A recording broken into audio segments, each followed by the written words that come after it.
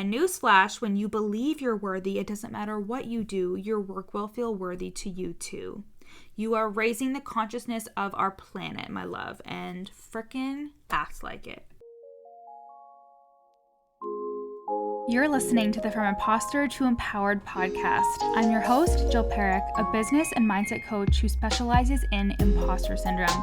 If you feel like you're not as smart, capable, or worthy as you actually are, and that someone is going to find you out, then you've come to the right place. I went from being a struggling government worker, working my coaching business on the side, but feeling unworthy and burnt out, to making multiple six figures helping women overcome imposter syndrome so they too can sign clients, make bank, and have the business or career of their dreams. I am nothing special. I have a stuttering disability, ADHD, and I struggle with anxiety and depression. So if I can learn how to feel good enough and overcome my inner imposter, then so can you. Let's dig in. Hello there. Welcome back to the From Imposter to Empowered podcast. If you do not know me, my name is Jill Perrick. I am a business and mindset coach, and I help coaches overcome imposter syndrome so they can sign clients. I am also an author, and if you have not bought my book, You're Not Special, on Amazon, make sure you run there and buy it. It's on all the Amazon storefronts, no matter where you are, the UK, Australia, Canada, the US. You can find it. You can find it there. And at the time of this recording, I have sold 77 copies so far, and I'm trying to get to 100. So hit up that Amazon, buy the book on ebook or paperback, and let me know how you like it. If you have read the book and you haven't left a review, can you guys do that pretty please? I will love you forever. Please go to Amazon and review You're Not Special, because it would mean the absolute world to me, and then it can get out for so many other people to read and help them overcome imposter syndrome and go after the things that they want. All right, I always say this, but I'm so excited for today's episode. It is a juicy one, attracting clients through showing up and self-belief. And attracting clients through showing up is what happens when you have potent levels of self-belief. Because when you love yourself, when you're confident in yourself and what you have to offer, it is easy to show up and share your work with the world. So to put it very simply, that is what creates consistency without effort. My clients ask me all the time, Jill, where the fuck do you get the energy to show up all the time? And the truth is, guys, I'm a very low energy person, like very low energy. Like, I spent all weekend with my friends in July, and I felt like I was dying for 3 days after because I was so tired. I sleep for hours, and because I have ADHD, we have like a very different internal clock that's a bit later, so I usually don't get to sleep until like 11 or 12. If it's any earlier than that, I must be zonked or I must have taken something to sleep. And then I usually don't get up until like 9. But every morning, the pets need to get up and get fed, and they get up at like 6:30 or 7. So sometimes, like today when I'm recording this, I get up when they get up. But sometimes I'm like, I need to go back to bed. Anyways, I'm a very low energy person. And social media makes me very tired, but my business energizes me. It excites me to think about signing clients and making money and doing this work. It really does. And I choose to market my services via social media, and that is a decision that I made. Some of you are like, oh, I hate social media. And it's like, but you don't have to use it. You're just choosing to use it. This is something that I really feel like I need to say in a Can I Be Honest post, which I'll probably bring that series here to the podcast for Jill's journal, because like, can I be honest is basically me saying, can I be a cunt? Can I be a cunt for a second? Oh God. And yeah, you choose where you show up, you choose where you put your services. And I just need you to remember that when you're mad at Instagram or mad at the algorithm or pissed off at TikTok, you know, I choose to market my services via social media, and therefore I decide that the energy that it takes to do that is worth it. So, how do you consistently show up for your audience from a place of self-belief? I want you to first understand something, that why it feels like effort right now, if it's taking up massive amounts of brain power, that is normal. You are not doing anything wrong. I actually had a client in the very beginning of our coaching. She was like, she was having a hard time showing up. And what we realized was that she was telling herself, this shouldn't be so hard for me, right? This shouldn't be so hard for me. But I was like, what if it is hard? What if it does take effort? And like, there's absolutely nothing wrong with that, right? So you're not doing anything wrong. In neurolinguistic programming, actually, we learn about the 4 stages of learning and habit formation. So first one is unconscious incompetence, where you're not aware of what you need to be doing and therefore you don't do it. So I liken this to when I first started and didn't know that I should add a call to action to my post. So I never directed people to the link in my bio or to send me a message, simply because I didn't know, okay? And then we have conscious incompetence, where you become aware of what you're doing wrong. Like when you start writing copy to sell and it feels like you're not doing it right because people aren't buying, right? The next step is conscious competence. So it takes considerable effort because you have to think about it as you do it, like showing up and recording Instagram stories, right? And then we have unconscious competence, where it takes way less mental effort and becomes more like second nature, like when you're driving home from work or someplace where you always go and all of a sudden you're in your motherfucking driveway, right? You're like, holy shit, how did I get here? So right now, you might just be in conscious competence, where you know what to do and how to do it, and it's just taking a considerable amount of effort for you to do it, and therefore zapping your energy and making you think it shouldn't be that way. But what if you were doing everything right? What if nothing is wrong at all and you're just making your way through the inevitable stages of learning, right? Like, I think we spend so much time, especially in online business, focusing on what we're doing wrong and focusing like, here's the areas I need to improve on, right? But instead of like celebrating ourselves and realizing that you're doing a lot of things right. And I know it's hard because you're like, but if I'm not seeing the clients, if I'm not seeing the results, that means I'm not doing something right. And I would argue that that's not true, because your work is always working for you, right? Like, you could have somebody right now listening to your podcast and binging all the episodes and getting ready to work with you, right? And that's why I talk about soulmate clients so much, because I believe that we have contracts with people who we are meant to work with. And isn't that so fun to think about it? Like, there are people who I don't even know yet who are going to pay me, who are going to pay me money and who are going to be excited to work with me, right? Your content is always working for you.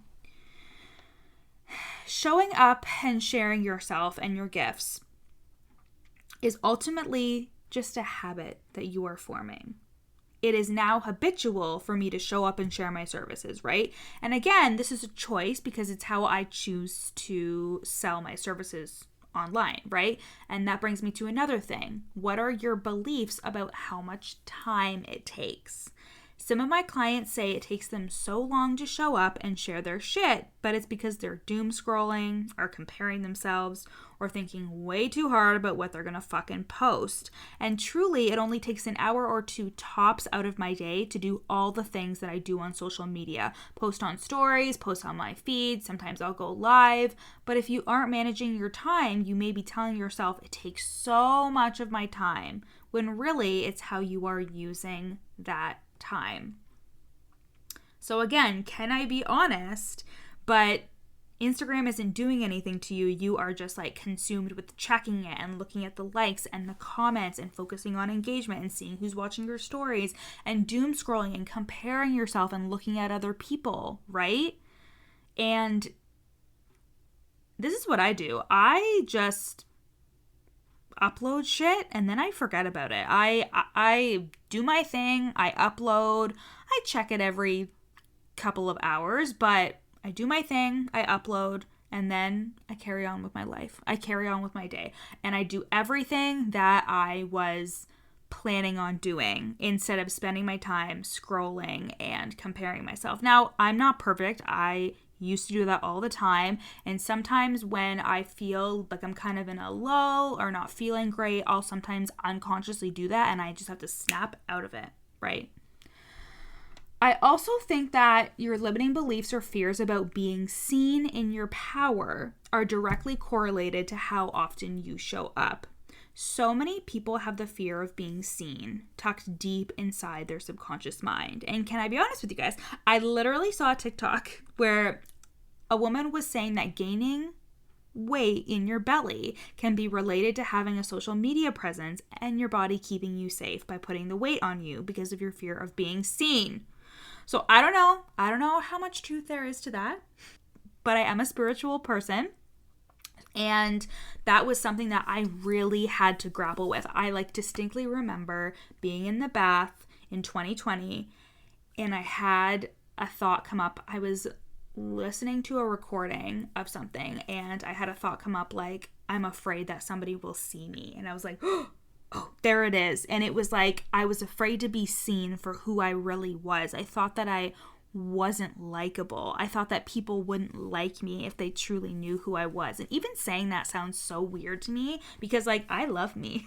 I like me a lot. And so do my friends. And so do my clients. And so do the people who get to know me. They like me. So I have learned to acclimate to it is safe to be seen.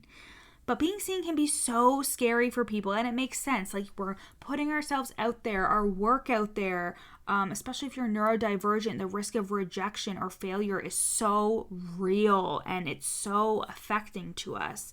So what is your relationship to being seen in your power? When you think about being seen by others, does it make you clam up and afraid of being called out, right? And honestly, standing in your power and getting over that fear is one of the biggest beliefs that we tackle in one-to-one coaching. It's required to do this to become booked out, sought after, and to feel worthy of good things and having all the success that you crave. Your beliefs are running the show, and if you don't think you're worthy of having good things or of being seen, you won't have the success that you want. So if you want to be booked out, sought after, and feel worthy of it all, I want you to hit the link in my show notes and apply to 6 months of one-to-one coaching. And really, these limiting beliefs are so common and will truly affect how you show up. Another reason why you may not be showing up in your power is the sneaky belief that what you're doing isn't important or necessary, especially with the state of the world, right? Things are fucked. But your work as a coach, as a service provider, can you get behind just helping one person at a time? Can you get your belief behind helping others bit by bit, adding to their mental and emotional wellness? Can you get yourself behind that? Do you believe that one little thing can create a domino effect in their lives? Your brain may be very black or white here in terms of your work is either life-changing and earth-shattering or it's not worth it at all, right? And I just want you to notice where that thought comes up for you. Instead, how can you believe that your work helps just one person? How can you see its ripple effect in your client's life? How can you solve just one problem for them? You're not like Mother Teresa here, okay? You're a coach, a service provider, and you're here to provide a service, and you get to decide that your work is worthy. And newsflash, when you believe you're worthy, it doesn't matter what you do, your work will feel worthy to you too. You are raising the consciousness of our planet, my love, and frickin' act like it, right? Lastly, a very tangible or strategic thing here is you may just not know what to say. Something I always do with my clients, no matter what level they're at, is get so specific on who they're talking to, what result they're helping this person achieve, and we create content pillars from there and then do Google Docs or notes with ideas that they can always pull from. And honestly, with my generator self that needs to be inspired to create, and my ADHD that forgets everything if I don't write it down right away, I need these things when I show up. So no shame or shade whatsoever. but allow yourself to be prepared so you don't make it mean that you don't know what to say, and that means that you're actually not a good coach or service provider or whatever, right? Yeah, I need my notes when I show up. I had every content piece down to the Instagram story prepared for my launch, because it's just I use so much less brain power if I'm not trying to rack my brain figuring out how to show up, right? So I basically just gave you reasons why you're not showing up to attract clients. So let's spin it on its head and recap in a way that will get you feeling good about showing up. So firstly, I want you to recognize that you're probably in the conscious incompetence or conscious competence stage of learning, where it's taking considerable time and effort to show up, and that you're strengthening a muscle and forming a habit. Give yourself grace during this time. Also, assess your beliefs around being seen in your power and how that makes you feel to be seen, and your beliefs around being successful. Believe that your work is necessary and important to the person you are speaking to, and allow yourself to be prepared to be inspired. And keep fucking going. Keep going, my love. That is what creates self-belief, your mindset work and the aligned action that you're taking. And lastly, like I said, one-to-one coaching spots are open. Apply now at the link in my show notes. 6 months of one-to-one coaching for you to be booked out, sought after, and feel worthy of it all in your coaching business. Apply now before all the spots for 2022 are filled. I love you so much. See you guys next week. Thanks for listening to the From Imposter to Empowered podcast. Head to the show notes to find out how you can take this work deeper with me in one-to-one coaching or in the From Imposter to Empowered group program. In the show notes, you'll also find a free 3-day challenge to start the process of overcoming your inner imposter. And once you're done with all of that, screenshot this episode and share it on Instagram, tagging me at Your Coach Jill so we can connect. See you next time.